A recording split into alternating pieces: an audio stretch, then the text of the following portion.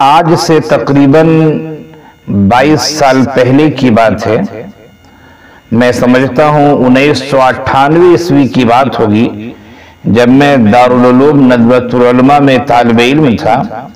ایک واقعہ ایک کتاب میں نے پڑھا کہ ایک شخص حضرت امام ابو حنیفہ رحمۃ اللہ علیہ کے پاس آیا اور کہنے لگا کہ بہت عرصہ ہوا، ایک زمانہ گزر گیا، ایک لمبی مدت کی بات ہے کہ میں نے اپنا کچھ قیمتی مال کسی جگہ دفن کیا تھا، لیکن دفن کہاں کیا وہ مجھے یاد نہیں آ رہا ہے۔ زمانہ ہو گیا، وقت کافی گزر گیا، میں بھول گیا۔ ذرا کوئی تدبیر بتائیے کہ مجھے وہ جگہ یاد آ جائے تاکہ میں اپنا مال حاصل کر لوں، لے لوں۔ حضرت امام اعظم حضرت امام ابو حنیفہ رحمۃ اللہ علیہ نے فرمایا کہ بھائی میں تو فقیہ ہوں، میں مفتی ہوں، میں ایک عالم ہوں، مسئلے مسائل کی بات ہو تو میں تیری رہنمائی کروں۔ یہ کوئی فقہ کا مسئلہ تو نہیں ہے کہ میں تجھے بتاؤں، لیکن ہاں ایک بات میرے ذہن میں آ رہی ہے، ایک تدبیر مجھے سمجھ میں آ رہی ہے، اسے اختیار کرو، ہو سکتا ہے تیری رہنمائی ہو جائے اور تجھے وہ مال مل جائے یا اس جگہ کا پتہ چل جائے۔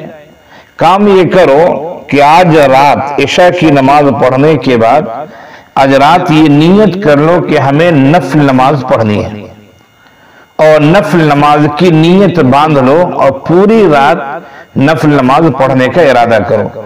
میں سمجھتا ہوں کہ تجھے اس نماز کے دوران یا نماز کی وجہ سے تجھے انشاءاللہ اس جگہ کا علم ہو جائے گا، وہ جگہ تجھے یاد آ جائے گی۔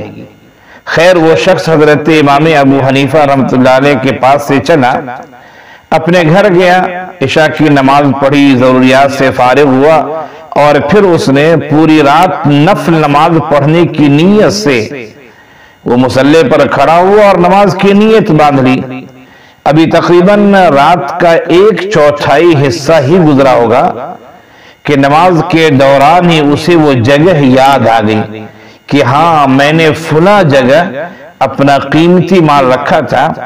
خیر اس نے نماز مکمل کر لی، اور 1/4 رات ہی کے بعد اس نے نماز نہیں پڑھی۔ اس نے حضرت امام اعظم علیہ الرحمہ سے آ کر بتایا ایسی ایسی بات ہے۔ انہوں نے کہا ہاں میں سمجھ رہا تھا کہ شیطان اس بات کو کبھی گوارا نہیں کرے گا کہ تو پوری رات نماز پڑھتا رہے۔ شیطان نیک کام سے لوگوں کو بہکاتا ہے، ہٹاتا ہے، اسی لیے میں نے تجھے نماز کی تاکید کی تھی، لیکن تجھے چاہیے کہ تو پوری رات نماز پڑھتا تو بہتر ہوتا، تاکہ اللہ کا شکر تم ادا کرتے اور اس طرح جو تجھے ثواب بھی ملتا۔ یہ واقعہ تقریباً 22 سال میں نے پڑھا، جیسا کہ 22 سال پہلے میں نے پڑھا تھا، جیسا کہ میں نے آپ کو بتایا، اور یہ واقعہ مذکور ہے ایک کتاب ہے ثمرات الاوراق علی المستطرف، حضرت تقی الدین حموی کی کتاب ہے، اس میں یہ واقعہ مذکور ہے۔ میں اپنی بات بتاتا ہوں، یہ واقعہ پڑھ رکھا تھا، یاد تھا، ذہن میں آیا۔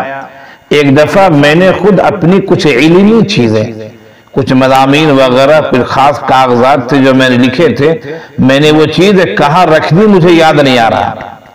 میں بہت پریشان کہ آخر کہاں میں نے وہ کاغذات رکھ دیے ہیں، وہ تحریریں کہاں رکھ دیے ہیں، یاد نہیں آ رہا ہے۔ مجھے واقعہ یاد آیا کہ ہاں ایسا ایک واقعہ ہے۔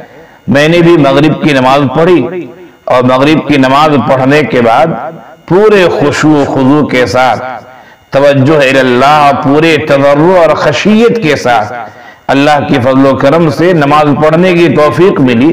میں نے 2 رکعت نماز کی نیت باندھی۔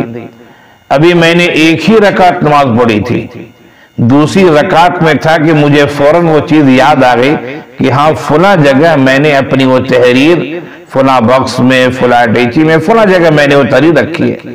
خیر میں نے 2 رکعت نماز مکمل کی، اللہ کا شکر ادا کیا، اور جا کر دیکھا تو وہ چیز موجود تھی۔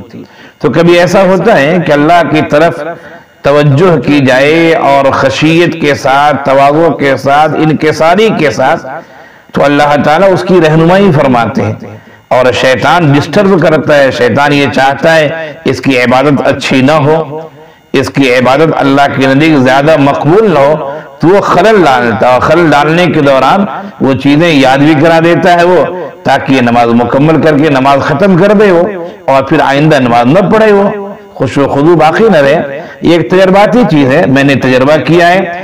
آپ کے ساتھ بھی کبھی ایسی پریشانی ہو جائے، حالات ایسے آ جائیں تو آپ بھی تجربہ کریں، میں سمجھتا ہوں انشاءاللہ رہنمائی ملے گی۔